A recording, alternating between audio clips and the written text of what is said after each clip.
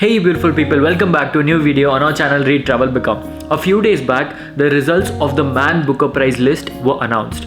And in this list, in this award function, this was the book that won the Booker Prize. For those of you who don't know, the Man Booker Prize is like an international award function for books, for literature, which is published mainly in the UK and in the Ireland. It's a very popular award function, and the books which are shortlisted in this award list, or the books which win this award, generally gain an international following.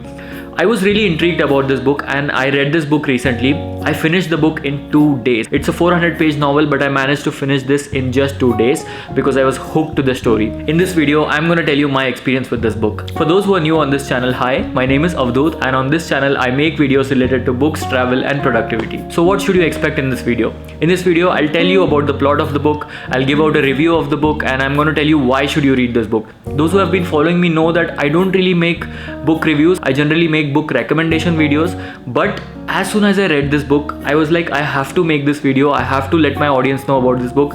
This book can change a lot of scenes in the literary world because it's a really gripping novel, and I see that it's going to become very famous.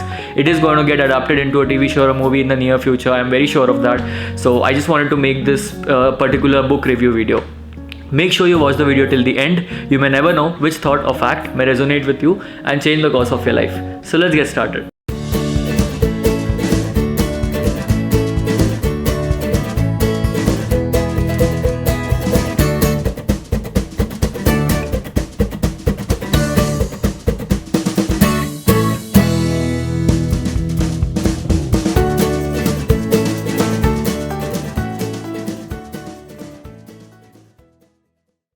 So the Booker Prize happens every year, and every year a lot of interesting topics, interesting novels come out.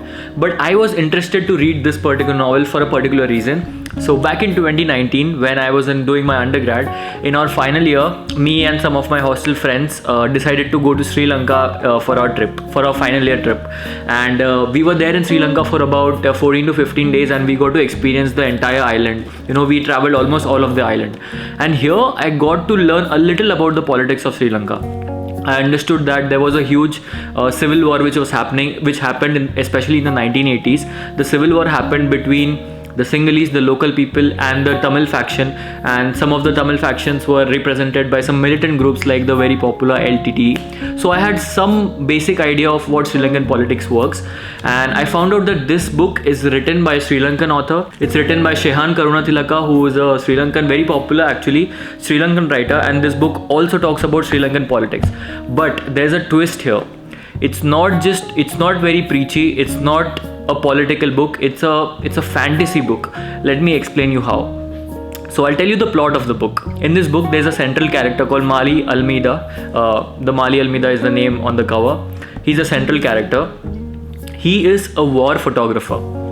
He is also a queer. He is also a very cynical man, very sad in his life. He generally has a negative perspective, negative outlook in life. Basically, very cynical man. Now this person dies, and he does not remember how does he die, and he ends up in the afterlife. So this afterlife is the area after your death, where you go after your death, but before the light. The light is like the final heaven or hell where you go. Now the author has described about this in-between area like a visa office, where dead people come, dead souls come, whatever you call it. You call them pretas, atmas, anything and everything, and these people come here. It's like a visa office. You have to do some paperwork and, you know, understand what all regrets you have in life and whatever things you needed to do back in your life when you were alive. Now this person has entered the in-between, and now he basically has some photographs hidden somewhere which can take the government of Sri Lanka down. These photos are very controversial. They are related to some politics, some killings which happened, some bombings which happened, and these photographs are hidden somewhere. Maali Almeida now has to figure out. He just has 7 moons. 7 moons is like 7 nights. The central character has 7 nights for these photographs to reach the right hands. But now here in the in-between area, in the in-between world, there are some rules. Just like we have rules in our country, there is a bureaucratic system in the in-between as well. Here the demons also have their own hierarchical structure. There's mafia here, and there are many different kinds of bhoots and prets and, you know, demons and mahakalis which you have to tackle with. So the premise of the book is really interesting. So the author has chose to explain its readers the plight of Sri Lankan government, the plight of Sri Lankan people through this story. So through Maali Almeida, he has talked about all of the things which were happening in Sri Lanka back then, and all of the things that Sri Lanka was experiencing, all the bombings, all the militant factions, all the crazy things which were happening between governments and politicians through this story. Now, I really like when somebody teaches something through a story. The biggest example of this is Raju Hirani's movies. So when he has to explain very complicated things, like let's say he wanted to show Gandhiji's things, when he wanted to show Gandhiji's patriotism, he wanted to show those medical concepts and Three Idiots ka concepts. He chose very simple storylines to explain complicated subjects. So in the same way, the author here has chosen to have this mystical world and have this demonic world to show the plight of Sri Lankan war that was happening. You meet many interesting characters in this story. Everybody has their own agenda, has their own particular style of talking, and there's a lot of Sri Lankan slang here. So I think there are many references to the local dialect and the local way in which people talk and conversate. Also, I googled about this book. I found out that this is actually a revised version which was published globally recently, but 2 years back it was published in India by another name, which had more of a Sri Lankan dialect and more of a Sri Lankan conversation going on. So now here, I really love the fantasy elements. To give you an example, if these ghosts, as you call them, if these souls have to travel to places, they can only go to places where their body has been, where their dead body has been, or maybe where their name has been uttered. So wherever Maali Almeida's name has been uttered in the living world, he can travel to those places using winds. They transport themselves through winds.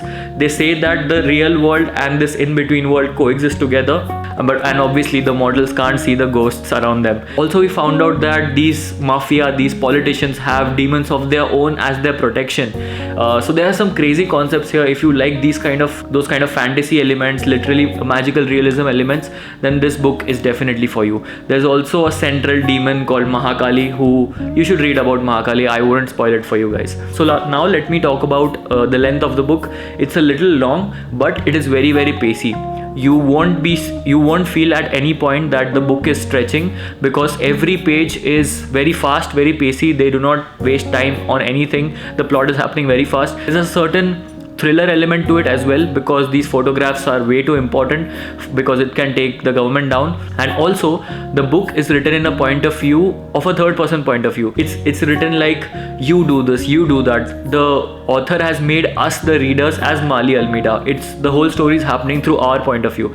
Initially it's a little difficult to understand, because not many books are written in this way, but once you get the hang of it, you get a better experience of this point of view happening. I can see why this book won this award, because it's telling a larger than life story through this fantasy world. It's a very difficult area to zone in, because either you can be too preachy or either you can be too fantastical to shift away from your basic narrative. And the end of the book is very abstract. It's not what you will expect. It goes a little bit out of this world, like it goes a little bit out of context, and it goes into the abstract world where, if you have seen Stanley Kubrick's 2001: A Space Odyssey, the last 15 to 20 minutes are just very abstract, right? You can make a lot of meanings out of that last 15 minute scene. In the same way, the last, let's say, 20 pages of this novel are very abstract. So let me come back to a very important question. If you are a beginner, can you read this book? It's a little difficult to comprehend. Some of the words that are used and the narration especially is a little bit complicated for beginners. So if you are a beginner, if you have not read any of the books, then this book is not for you. You need some kind of a reading experience and some kind of knack for literature for you to savor this book.